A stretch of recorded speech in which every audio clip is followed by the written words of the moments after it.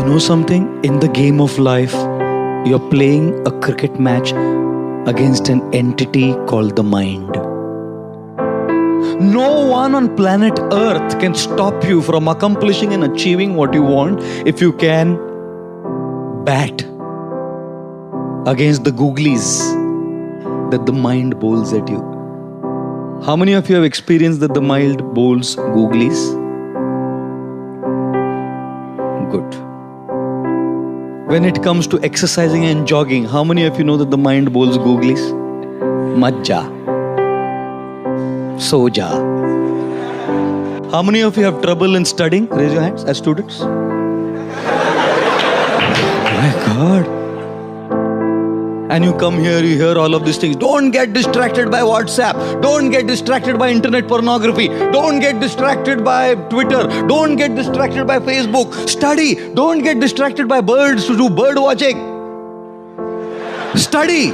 All these distractions. इधर आके कुछ उपदेश देते हैं कुछ लोग साधु लोग आपको. उस पे बात भी फेल होता है. So one father was telling his son, देख तेरे क्लास में वो लूसी है ना, लूसी देख फर्स्ट आई है वो, और तू नालायक फेल हो गया. वो बोला देख के ही फेल हो गया मैं उसको. देख के ही तो फेल हुआ मैं उसको. I'll tell you something. My God. Why? Because the mind doesn't want you to win the game of life. How many of you wanted to wake up early in the morning? Raise your hands. Only wanted, I asked. Wanted to wake up early in the morning. And how many of you have done something called as setting an alarm clock? And then after setting the alarm clock, that's an alarm. Whether you want it or not, it rings. And when it rings, the mind puts its first googly. What does the mind do? By putting the googly, makes you clean bowled when you do the first snooze. You are out. You are out. If you snooze, you are out. I want to say one thing. Just one. And probably this will change the direction of your life. You know something? When you snooze the alarm, what happens? You decide to give in to the mind's ball. And this is how your morning begins. By giving in to the mind. सवेरे की शुरुआत होती है इस bowler से clean bowled होके. आगे क्या मैच जीतेंगे? ये तो दिन की शुरुआत है. By giving in. And it's no problem giving in. Sleeping 5 minutes extra is no problem. The problem is you develop the attitude of giving in. You tell yourself that what I decided last night is not as important. What is important is what the mind says. Because we listen. I'll tell you something, my humble advice. Because it's not just about getting up in the morning, it's about every aspect of life. Whether it's your work, if you're working, whether it's your study, if you're studying, whatever we do. The problem is, it's not about one thing. सवेरे हो गया ना, it reflects in every area of life. इसलिए मैं कहता हूँ, अगर 4 बजे नहीं उठना, मालूम है ना अपने से नहीं होता, 4:20 का अलार्म लगाओ, लेकिन 4:20 को उठो. Don't allow that snooze. There is a concept called sledging in cricket, where the opponent team comes and gives gali to the batsman. Gali, they try to distract them and take their focus away. One thing that Sachin is adored for in the history of cricket is sledging hasn't bothered him. This man is cool. Are you cool? When people do sledging against you in the game of life, are you cool? Or you lose your cool?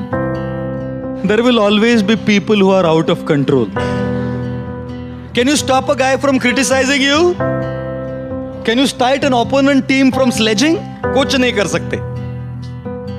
It's called things which are out of our control. People are out of our control sometimes. Are situations in your control many times? No. The guy who was batting was expecting an in-swing ball. And that's what the bowler bowled.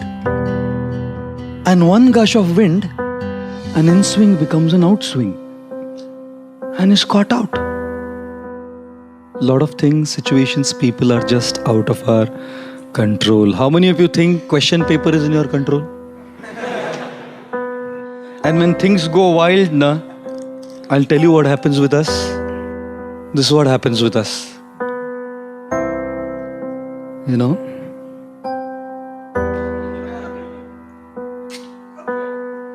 This is what happens with us, see? See how it forms up? We react. The stimulus of a person sledging against us, criticizing, pulling us down, envious of us, conspiring, politicking, makes us react and form out. We start reacting also. And look at this.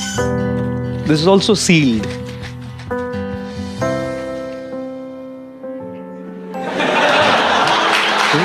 The question is, do you want to be a 7-Up can or a Oxycool bottle of water?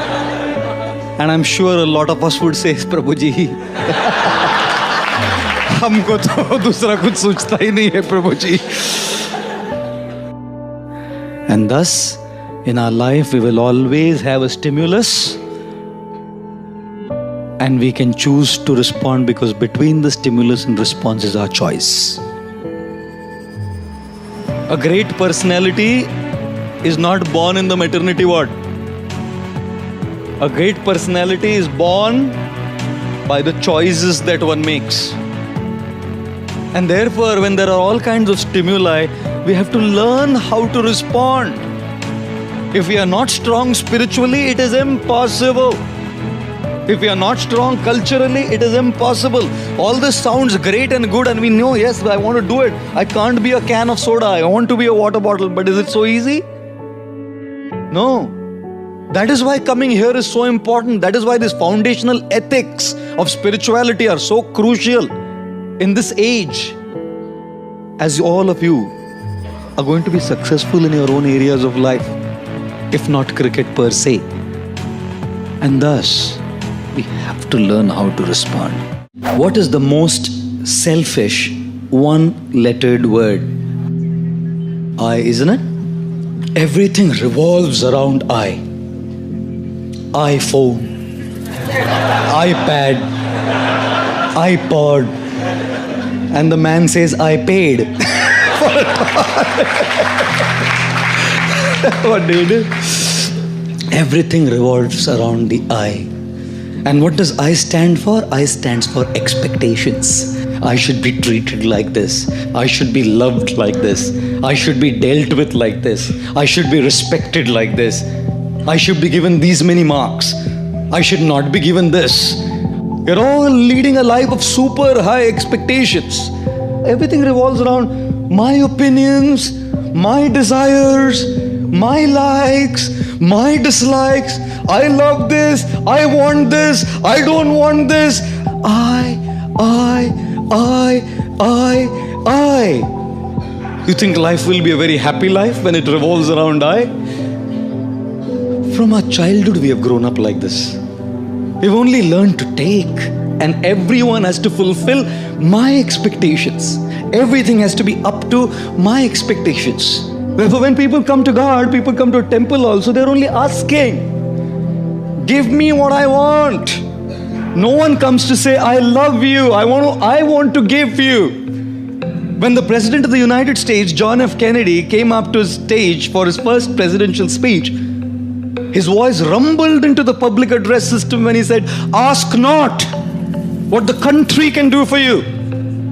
Ask what you can do for the country. And so we are saying, ask not what God can do for you. Ask what you can do for God. But no one asks that, because the I is so big. My expectations, my desires, my things are so powerful that even when I come to a temple and ring a bell, all I'm doing is asking. The more we lead a life of I, our I will always be frustrated, because people don't exist in this world to just fulfill your expectations. Therefore, ladies and gentlemen, the most selfish one-lettered word is I, which stands for expectations, and therefore avoid this word. How do you avoid this word? Be realistic in your expectations. अपेक्षाएं करने में कोई problem नहीं है, but understand that not everyone will fulfill your expectation. And secondly, avoid this word I by trying to serve others. You know why? Because when you want to be served, you're dependent on people. They may not serve you. When you want to serve, who can stop you? When you want respect, people may not respect you. But when you want to give respect, who can stop you? When you want to be loved, you may not be loved. But when you want to give love, who can stop you? When you want in charity, people may not give you in charity. But when you want to give charity, who can stop you? And therefore, learn to begin your journey from I to you. The more you want for yourself, you'll remain frustrated. The more you want to give, you will remain happy. When you want to achieve success in your career, in your academics, in your business, in your profession, we will fail. And that's the example of the giraffe. When the baby giraffe is born, falls from such a high distance straight on the ground, the mother positions herself right above the baby giraffe. And guess what she does first? Gives it a hard kick. बच्चे का जन्म होता है और माँ आके खाट से लात मारती है. तो बच्चा समझता नहीं, अभी तो आया है जिंदगी में, लात मारे, कौन लात मारा, लात का मतलब क्या है मालूम नहीं उसको, अचानक एक झटका मिलता है उसको. So as it's just coming out of that impact, झटका, the mother gives a bad second harder kick. Now the guy understands. अगर मैं कुछ किया नहीं तो ये चलता रहेगा सिलसिला. So this baby giraffe starts getting up on its wobbly legs, you know, on its wobbly legs. And as the baby giraffe gets up on the wobbly leg, थोड़ा खड़ा होकर, खड़ा होना सीखा ना, फैड एक और लात मारती है माँ. फिर गिर के he gets up and starts running. And then the mother giraffe goes, hugs the baby and starts kissing the baby. You know why? Because the baby giraffe's flesh is very soft and supple, and hyenas and lions love it. The mother knows that I can't be with the baby giraffe all the time. I have to go and get food for the baby. How would I protect it? इसलिए पहले ही एक ऐसी लात मारो कि ये उठना सीखे. और फिर जैसे थोड़ा उठा ना, तो एक और लात मारो तो याद रहे और फिर उठना सीखे. जिंदगी भी माँ मदर जिराफ जैसी है. कई बार लात मारती है. We fail. We should get up. And we'll fail again. We should get up. And like I always say, don't just go through life. Grow through life. It's quite amazing, isn't it? That when something's stuck in our tooth, the tongue just keeps going to that tooth.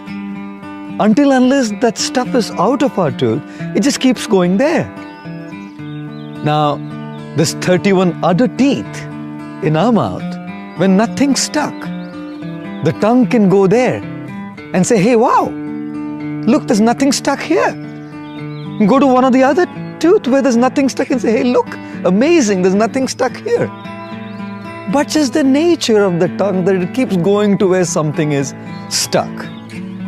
And surely, we have to deal with it. Whenever I travel in my handbag, I always have dental floss and a box of toothpicks with me. Just in case something is stuck, I have to take it out. Certainly, we have to deal with it. At the same time, there's a lot of other good things that we can focus on. Ladies and gentlemen, it's not just the nature of the tongue. Isn't it the nature of the mind as well? When there is a problem, an issue stuck in a certain area of our life, the mind keeps going to that problem and just gets stuck into the negativity of trying to deal with it. But there's 31, or shall I say many, many more, good things happening in so many different areas of our life where there's no problems, no issues stuck. Yet, the mind only keeps going to those areas where there are problems. It is necessary, therefore, for all of us that we focus on the good that is happening in our life and deal with the bad or the problems that are happening in our life. Let us not consume our minds with negativity. Let us consume our minds with positivity, Focus on the positive and deal with the negative. Most often, if not always, our lives seem to be out of balance. And when lives are out of balance, it makes us very irritable. You know, when we drive a car, we always drive a car and a car has four wheels. A rhetorical thing to say, isn't it? You drive a car on these four wheels, and these four wheels in the car of life represent first wheel, your personal life, your health, your mind, yourself, the things that you love to do, the things that you would want to do, not have to do. Most times we live a life of have to do. I have to study. I have to work. I have to pay my bills. I have to pay the taxes. I have to do this and I have to do that. I have to go for this social function. I don't have a choice. I have to. Where did the love to go? We just end up living a life of have tos and have forgot about our own selves. By subscribing to the pressures that come from all fronts in our lives, we've forgotten to live our own lives. We don't have time to unwind. We don't have time to spend with our own selves. We don't have time to be with nature and take a deep breath and just relish the crispness of the air.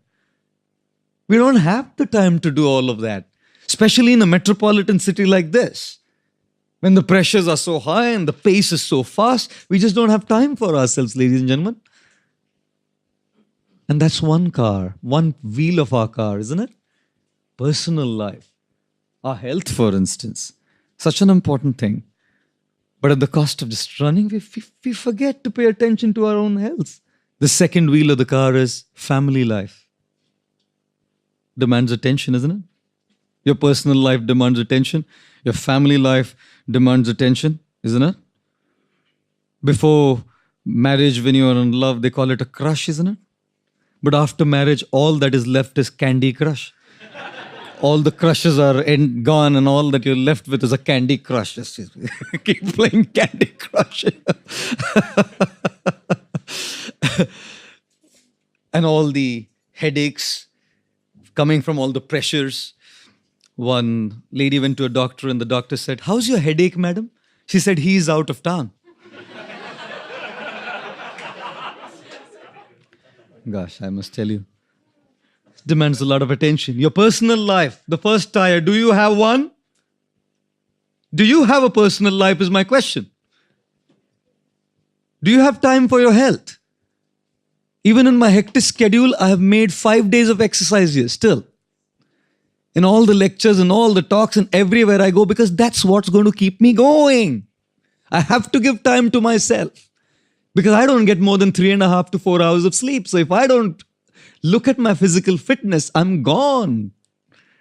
Ladies and gentlemen, do you give time for yourself? Do you have time for yourself, your personal time? Or is that wheel out of balance? Is it a flat tire? The third wheel, tire of the car of life is your professional life. Your personal life needs attention. Your family life needs attention. Your professional life needs attention. And the fourth is your social life. Your friends, people around you, your colleagues. Those relationships that matter a lot to you. Those people who would support you in time of need. Because to your spouses, to your family, you could speak a little. Sometimes certain things are not always confided with just blood relationships. You need that social side. People to whom you can speak. Open up your heart. How often do we just carry this baggage of stress and load, anxiety and worry in our heads? Lugging it all around as baggage. There's a social side to our life. Our friends, I've had those moments where I've snapped, even as a monk, because I'm a human being. Just because I put these robes of a monk doesn't mean I've become, a celestial angel. I'm still a human being. When one of those tires is out of order, if I haven't slept well, if my health is out of place, I'm going to snap out. You carry work pressures at home, you carry home pressures at work. Ladies and gentlemen, irritability is a symptom of an out of balance life. Stability in our responses is a symptom of a life in balance. We are irritable, we snap, we react at the drop of a hat for trivia just because we are out of balance. People who have a balanced life know how to handle pressure. People whose lives are not balanced sink under pressure and get so irritable at little things, they just kind of snap off. I'm actually a camera shy person, believe it or not. You know, when people shoot me and they just post some clips, that's fine with me. But talking to a camera, it's a machine. It's just some electronic machine. The camera doesn't laugh. The camera doesn't cry. The camera doesn't have any interpersonal reciprocations and dealings. And I must tell you, I felt very nervous. In fact, a little fearful as well to speak into a camera. It was more a fear of failure, I would say, because, you know, when you speak into a camera and if it's relayed and it's put online, how do people see it? Otherwise, when I'm with people, people have seen me speak. And I decided, when the motive is to serve and contribute, we have to face our fears. We have to deal with our fears, face them, and rise above them. At some point of time, I had to decide to come and speak. So one day I decided, that's it. I have to come, speak in front of the camera. The first time I did it, believe me, we will post that video once. You must see me speaking there. Stiff, expressionless, motionless, stoic, nonchalant face, you know. And I guess I'm kind of slowly getting better. Because in order to deal with these fears, you have to face them. You have to start somewhere. It's a beautiful slide. When followed in life, I guarantee you, life will be different. I guarantee you, if this is applied in life, we can have peaceful night's sleep. Here it is. Do you have a problem in life? No? Then why worry? Do you have a problem in life? Yes. Can you do something about it? Yes. Then why worry? Do you have a problem in life? Yes. Can you do something about it? No. Then why worry? Isn't it? Is it not? Why worry? In the journey of life as well, the takeoff, which is our birth, is completely beyond our control. We didn't choose our parents. We didn't choose which nation we were born in. We didn't choose which city we were born in. We didn't choose our socio-economic class we were born in. We didn't choose our looks. We didn't choose the religion we were born in. Our takeoff of the journey of life was completely beyond us. And the landing, death, even that will be completely beyond us. I've heard many times people telling me that they would just love to die by getting a massive heart attack and dropping dead, no trouble for them, no hospitalization, no tubes, no needles, no trouble caused to others. In one shot, go. Now, no matter how much we might wish that, it's just beyond us. How we go and how the landing happens is completely beyond us. And what about the turbulence, the disturbances, the problems during the journey of our life? Some of them are within our control, which we can solve. But many problems and issues and the turbulence caused is completely beyond our control because it's caused by situations which are beyond us. It's caused by people who are beyond us. Yes, ladies and gentlemen, in this journey of life, the takeoff, the landing, and the turbulence is not in our control. What is in our control, however, is the choices we can make. And therefore, spirituality is about learning how to make those right choices.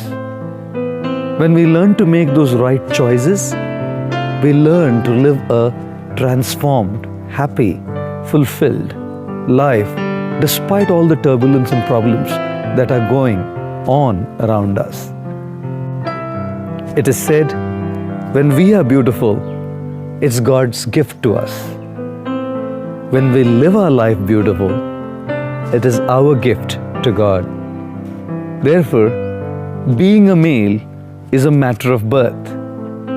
Being a man is a matter of age. Being a gentleman is a matter of choice. And as a corollary to that, being a female is a matter of birth. Being a woman is a matter of age. Being a gentlewoman is a matter of choice. Let us all take to spiritual wisdom, learn to make the right choices which are within our control as our gift to God, and thus live our lives as thorough and perfect, ladies and gentlemen. I was telling the story the other day. This is my favorite story. I just keep sharing it all the time. This is what really happened. You can't believe this, but this happened. I came to London Heathrow once, and at London Heathrow, I came to the immigration officer, and this immigration officer, elderly man, he said, "So what are you here for?" I said, "To give talks." He said, "Then are you living at your Watford Centre?" I said, "Yeah." He said, "How long will you stay here for?" I said, "About 2 weeks." He said, "And can I ask you a personal question?" I said, "Please, sir." He said, "Are you married?" I said, "You are an Indian, aren't you?" "I'm a monk." He said, "No, I was just cross-checking, just in case." And then he said, "Can I ask you another one, please?" I said, "Yes." He said, "Are you not missing anything in life?" He thought he caught me at the wrong foot. "Are you not missing anything in life?" I said, "Of course I am." He said, "What?" I said, "Problems."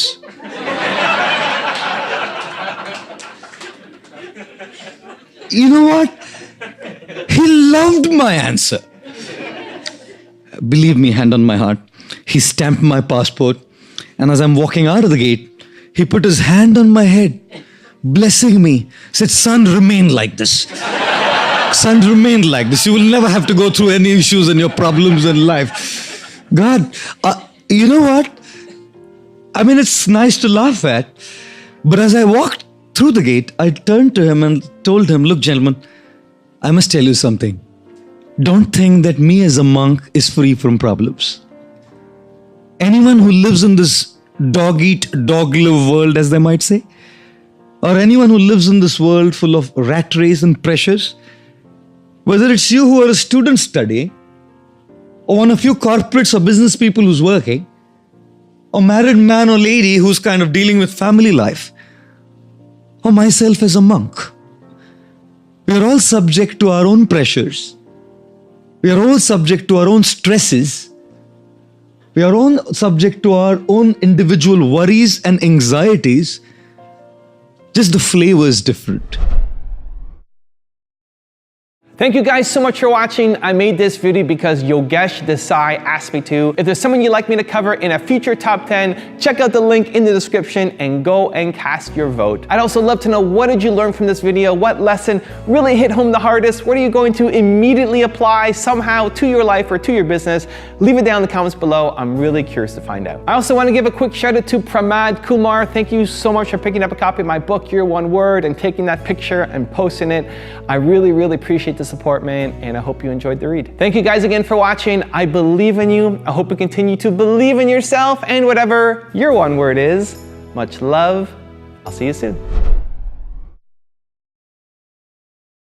A lady asked me after the session, in the Q&A session, "Sir, you said that you were an electrical engineer. Why did you give up your career as an electrical engineer?" I said, "Madam, I didn't give up my career as an electrical engineer. I upgraded my career from being an electrical engineer to a lifestyle engineer." And I said to her, each of us, based on our particular faculties of knowledge, should be contributing to the world's solutions to problems. Engineering is all about offering solutions to problems. All engineers are offering solutions to problems. All bodies of knowledge offering solutions to problems. And I thought mine is one, offering solutions to problems related to lifestyle. And therefore life is all about breathing. Rhythmic breathing. I was mentioning this in the Mantra Lounge last night. You can't just breathe in and keep the breath there, can you? You can't just breathe out and keep the breath there, can you? The smooth rhythm of breathing in Sanskrit is called yagya. The 4th chapter of the Bhagavad Gita calls the smooth rhythm of breathing as yagya, where you take to give. You take, you give. It's taking in, giving out. Taking in, giving out. Yes, we must take, because if you don't take, how will you give? If you don't feel hope, how will you bring hope to someone? If you don't feel loved, how will you bring love to someone?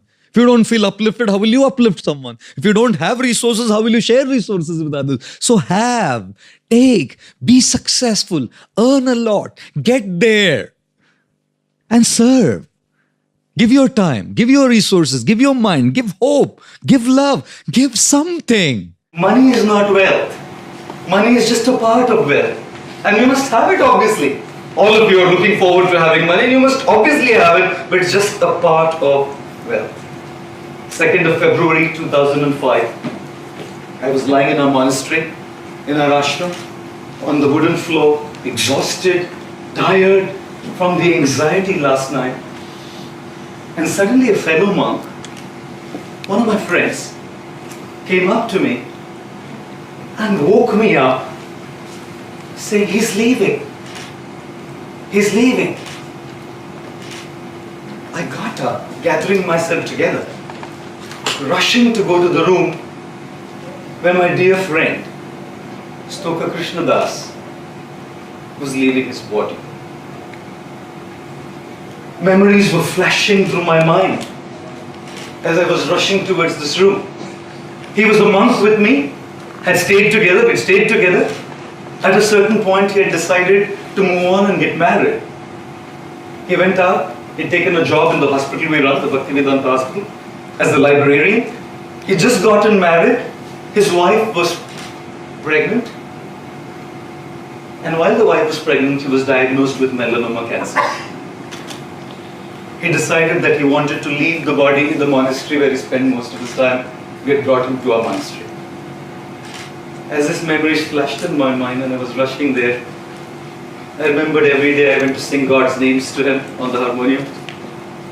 My tear-filled eyes as I cried, seeing a dear friend struggling with melanoma cancer. Every single time I looked at him, my vision was blurred, because it was someone so dear. Yet, this gentleman was amazing. He had a beaming face. All the excruciating pain that he went through hadn't affected his determined resolve. You look at his face. Look at that smile. No morphine was working on him. I realized this stuff works. His wife had given birth to a baby girl. They brought the baby girl to right next to him. It was the last time she would see him. It was the last time his wife would ever be with him. Ladies and gentlemen, as I walked to the room, my Guru, Radhanath Swami, the author of the popular book, The Journey Home, was right next to him, giving him hope. I was astounded. Inside the little room, there were so many people. I was standing right next to him with my Guru Radhanath Swami. Outside were 450 members of our community, all together chanting the names of God. What I saw here was a man who didn't have a Lamborghini. What I saw here was support. What I saw here was people. People who were there to financially support him. People who were there to medically support him. People who were there to spiritually support him. People who were there to emotionally support him. I was amazed at the kind of support this man had given. You know something? When you're born, people love you. And when you die, people love you. In between, you have to manage. And this man had managed truly well. He had invested so much in relationships with his people that when he was in dire need, people had come to him. Ladies and gentlemen, yes, it is important for us to have support. Wealth doesn't just mean money. Wealth means money plus people and support. One gentleman said, do you know what's the difference between complete and finished? He said, if you find the right partner, you're complete. If you find the wrong partner, you're finished. But if you find the right one catching you with the wrong one, you're completely finished.